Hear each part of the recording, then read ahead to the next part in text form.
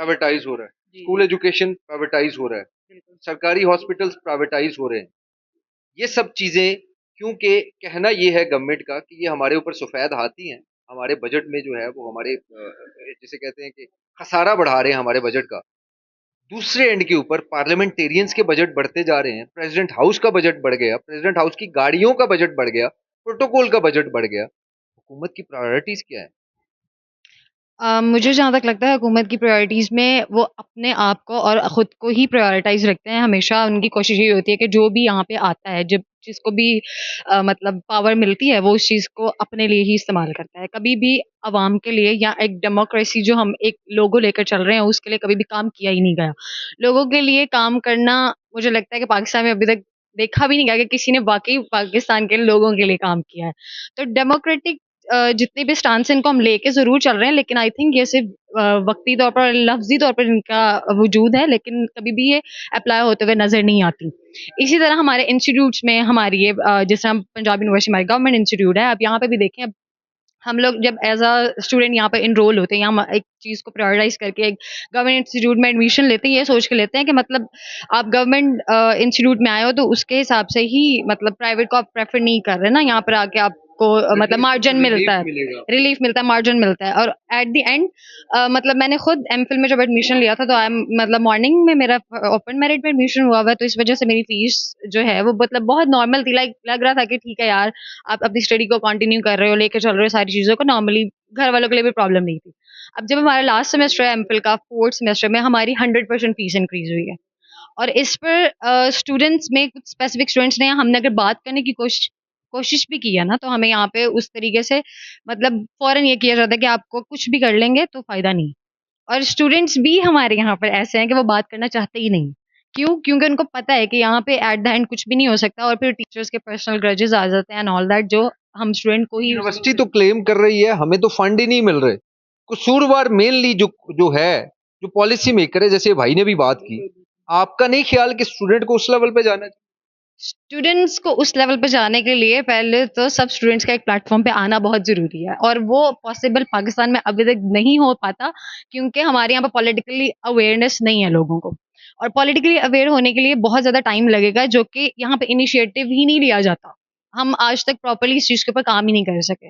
लेकिन मुझे ये लगता है कि अगर हम स्टूडेंट्स को उनकी राइट्स के बारे में, या स्टूडेंट्स को ये पता हो कि उनकी क्या वैल्यू है, और वो एक प्लेटफ़ॉर्म पे इकट्ठे हों, तो हम कर सकते हैं कुछ। लेकिन अभी तक ऐसा पॉसिबल ही नहीं है। हमारे अभी भी ऐसा होता है कि कोई भी इश्यू होता है, क्लास थोड़ी देर के लिए एक यूनिट पे आती है, और जहाँ कहीं एक स्टेप पे जाके उनको लगता है कि अच्छा, अब कोई मतलब थोड़ा-सा डराया जाता है या कुछ भी कहा जाता है, सारे स्टेप बैक कर जाते हैं।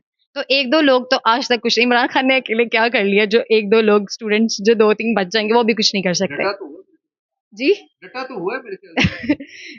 नहीं, इमरान इमरान खान तो डटा ही हुआ है, लेकिन एट द एंड मतलब कर क्या सकते हैं? आपको इस पूरी जो हमारी एस्टेब्लिशमेंट भी है और बाकी जितनी भी पावर्स हैं, उन्होंने मिलके बता दिया है कि एक बंदा क्या ही कर सकता है। उसको एट द एंड बिठा के दिया है, और आप कुछ भी नहीं कर सकते। इस कौम ने उसके लिए क्या कर लिया? जब हम उसके लिए भी कुछ नहीं कर सके, हमारे लिए हक की आवाज़ के लिए उठा के जो चला था, हम उसके पीछे नहीं जा सके, अपने लिए कौन यहाँ उठता है? यहाँ पे नहीं उठते। और मुझे लगता है इसमें बहुत टाइम लगेगा जब तक लोगों के अंदर इस चीज़ की अवेयरनेस नहीं आएगी। हम अपने वैल्यूज़ को, अपने राइट्स को जाने ही नहीं। और मुझे लगता है कि आने वाले सालों में मुझे भी कोई नज़र नहीं आ रहा कि हम इस प्लेटफ़ॉर्म में या इस चीज़ में आगे जाएँगे। तो ये बहुत ज़्यादा इस पे काम करना पड़ेगा। आपके इसी मुल्क के अंदर 14 अगस्त आता है, न्यू ईयर नाइट आती है, तकरीबन इस लाहौर की अगर मैं बात करूं, कोई रोड नहीं है जो चौक नहीं होता, सब लोग रोड्स पे होते हैं। तो किसी कॉज के लिए, अपने राइट के लिए लोग नहीं निकल सकते? निकल सकते हैं, लेकिन वही वाली बात है कि लैक ऑफ अवेयरनेस है, जो पॉलिटिकली अवेयर ही नहीं है। और फिर हमारी स्टेट में पॉलिटिकल राइट्स मिलते किसको हैं? हमारी तो स्टेट भी हमारे कॉन्स्टिट्यूशन को ही नहीं मानती। आप कॉन्स्टिट्यूशन को ही देख लें, यहाँ पे तो रूल ऑफ लॉ ही नहीं है। तो फिर आज तो एक लोग कॉन्स्टिट्यूशनल फैसला आ गया। वो सिर्फ़ अपने हक के लिए ही होता है उनके। जो हमारी स्टेट जो है अपने कॉन्स्टिट्यूशन राइट भी अपने लिए ही इस्तेमाल करती है, लोगों के लिए नहीं होती। तो आई डोंट थिंक सो कि यहाँ पे जिस तरीके से हम सोच रहे हैं वैसा पॉसिबल है। रिकमेंडेशन या आने वाले टाइम के लिए यही है कि अगर हमारे पाकिस्तान में एज़ अ कॉन्स्टिट्यूशन में रूल ऑफ लॉ और कॉन्स्टिट्यूशन को प्रॉपर्ली फ़ॉलो किया जाए, तो मेबी आने वाले टाइम में अगर लोग अपनी पावर का या अपनी वैल्यू का पता चल सके, तो मेबी प्रोग्रेस हो सकती है, वरना तो मुझे नहीं लगता। क्या कहेंगे? देखें, पहली बात तो ये है कि अगर हम बात करते हैं प्राइवेट सेक्टर की, तो प्राइवेट सेक्टर ने तो पैसा लगाया, डिग्रीज दे रहे हैं बच्चों को। पाकिस्तान में हर साल 1 लाख से ज़्यादा बच्चा जो है वो इंटर करके निकल रहा है, यूनिवर्सिटीज़ में आ रहे हैं। सारे बच्चे प्राइवेट सेक्टर को अफोर्ड नहीं कर सकते, सीधी चीज़ है। अब वो बच्चे जो कि उसमें से 20,000 25,000 बच्चा जो 1,000 नंबर लेकर निकल रहे हैं, या इतनी एवरेज जिनके 90% अबव है, वो सरकारी यूनिवर्सिटीज़ में आ रहे हैं, मेरिट पे आ रहे हैं। उसके बावजूद अगर आपका फीस का लेवल वही है जो प्राइवेट सेक्टर के अंदर है, और प्राइवेट का एजुकेशन स्टैंडर्ड किसी हद तक बेहतर है, जो कि गवर्नमेंट सेक्टर से है, इसका मतलब कि उस बच्चे को तो फिर 25-30 लाख लगा के वही डिग्री लेनी चाहिए प्राइवेट की, उसको गवर्नमेंट में आने का कोई फ़ायदा नहीं। दूसरा, एक गवर्नमेंट इंस्टीट्यूट जो होते हैं, पब्लिक सेक्टर यूनिवर्सिटीज़, ये रिलीफ देने के लिए बनाई जाती हैं। एक आदमी जिसकी अगर मंथली इनकम 60,000 है एवरेज, जो कि बहुत कम है आज के हिसाब से, वो कैसे अपने 6 महीने बाद बच्चे की फीस गवर्नमेंट सेक्टर के अंदर रहते हुए 1 लाख 1,20,000 पे करेगा। और जिस तरह ये बताया इन्होंने कि एक सेमेस्टर का गैप गुजरने के बाद 100% फीस इंक्रीज कर दी गई है। कोई नोटिस नहीं, इससे पहले कोई यूनिवर्सिटी की पॉलिसी में नहीं, और एकदम इंडक्ट किया गया इस पॉलिसी को, और बच्चों को ऑर्डर किया गया कि भाई आप फीस पे करेंगे, अदरवाइज आपके थीसिस रोक दिए जाएंगे, डिग्रीज रोक देंगे। अगर आप बच्चों को या पेरेंट्स को यहाँ पे रिलीफ नहीं देंगे, इसका मतलब कि आप अपने बच्चों को जो एसेट्स हैं वो ज़ाया कर रहे हैं। फिर ब्रेन ड्रेन की बात करते हैं कि यहाँ से बच्चे जा रहे हैं, जिसके पास पैसा है, बहुत तेजी से। बहुत ज़्यादा, जिसके पास पैसा है वो तो अपना बच्चा बाहर भेजेगा। इसका मतलब कि जो क्रीम ज़ेन के बच्चे जो कि नहीं पैसा अफोर्ड कर सकते ज़्यादा, तो यहाँ पर रहते हुए यूनिवर्सिटीज़ को भी प्रॉपर तरीके से नहीं उसकी फैसिलिटीज़ को लेंगे, तो वो आपका ब्रेन यहाँ पे ज़ाया हो जाएगा। अब बात करते हैं कि अगर यही बच्चे, हम कहते हैं कि गवर्नमेंट के पॉलिसीज़ के अंदर आके बात करते हैं, तो इन लोगों को अपॉर्चुनिटीज़ दें, इनके पहले एजुकेशन पे पैसे तो लगाएँ। आप हेलीकॉप्टर उड़ा के अपना नाश्ता मंगवा सकते हैं। आप अपने प्रोटोकॉल के लिए गाड़ियाँ निकलवा सकते हैं। आप मोबाइल फ़ोन ट्रेस करने के लिए, कॉल्स को करने के लिए, ये सारा बजट यहाँ पे इन्वेस्ट कर सकते हैं। तो बच्चों के एजुकेशन पे लगाने में क्या इश्यू है? यही बच्चे अगर आप इन पे इन्वेस्ट करते हैं, तो कल को ये अच्छी पॉलिसीज़ बनाने के बिल्कुल कैपेबल हैं। यहाँ पे ब्रिजेज़ बनाने से ज़्यादा ज़रूरी है कि आप बच्चों के एजुकेशन के ऊपर इन्वेस्ट करें।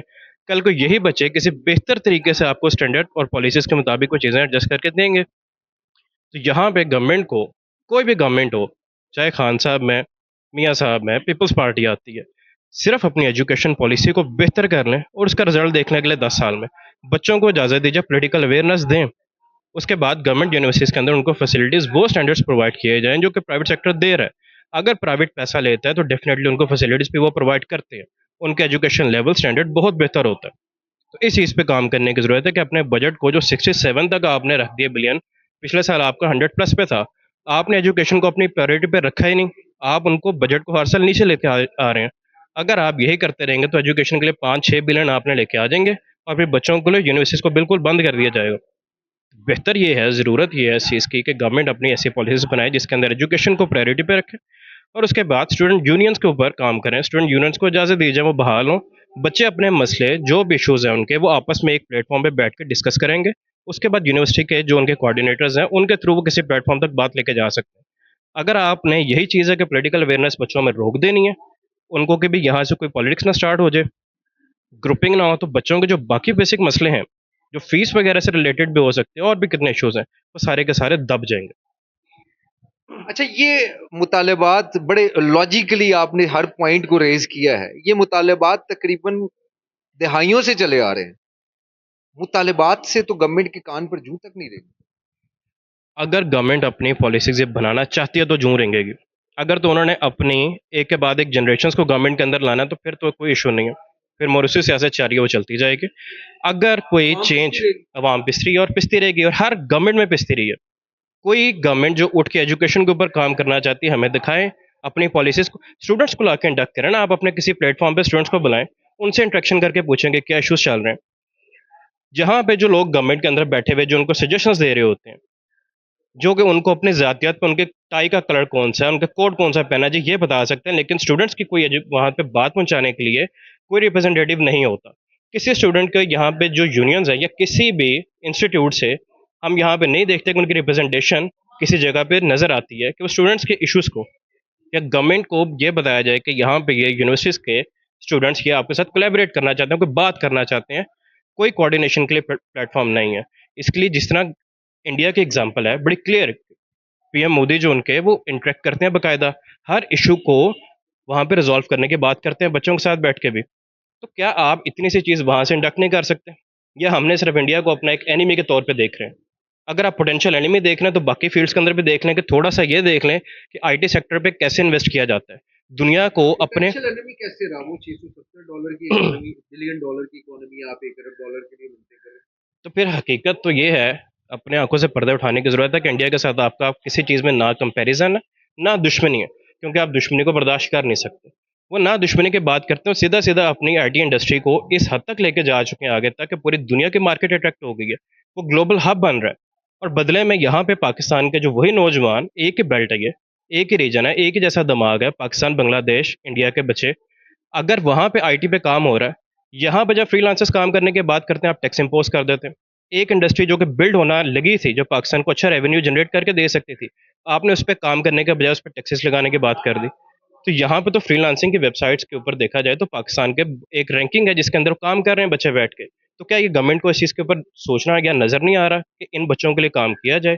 उसके लिए यही बच्चे यूनिवर्सिटी से नहीं कर रहे हैं। लगता है कि गवर्नमेंट के लिए प्रायोरिटीज पता नहीं, शायद पार्लियामेंट है, पार्लियामेंटेरियंस हैं, प्रेसिडेंट हाउस है, प्राइम मिनिस्टर हाउस है, मिनिस्ट्रीज हैं, अटॉर्नी जनरल हैं जो दूसरी पार्टीज को, मुखालिफ पार्टीज को दबा सकें। यहाँ की तो प्रायोरिटीज नजर नहीं आ रहा। अवाम कहीं प्रायोरिटीज में है? अवाम को प्रायोरिटी में आने के लिए करना क्या होगा?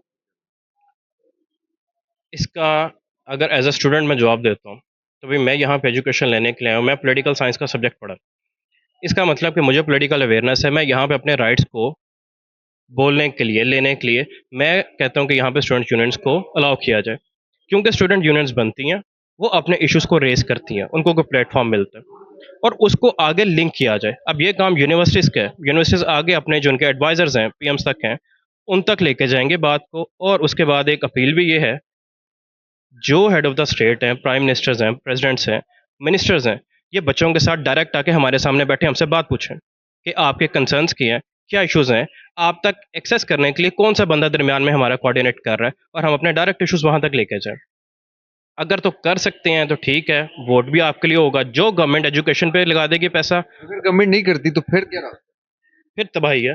फिर सीधी बात है कि बच्चे ब्रेन ड्रेन हो रहा है, बच्चे बाहर जाएँगे, जिसके पास पैसा है, वो अपने बच्चे बाहर भेजेगा और वो सर्व उसी नेशन को करेंगे जिसके लिए वो जाएँगे। क्योंकि यहाँ से आपने तो उनको एक लिहाज से डिसग्रेस करके निकाला हुआ है और जो बच्चे यहाँ पे पोटेंशियल रखने वाले हैं, वो नहीं आगे जा पा रहे एजुकेशन, इस मुल्क का अलमी है। फिर हम अपना 70 साल आगे जाने के बजाय मज़ीद पीछे जा चुके हैं।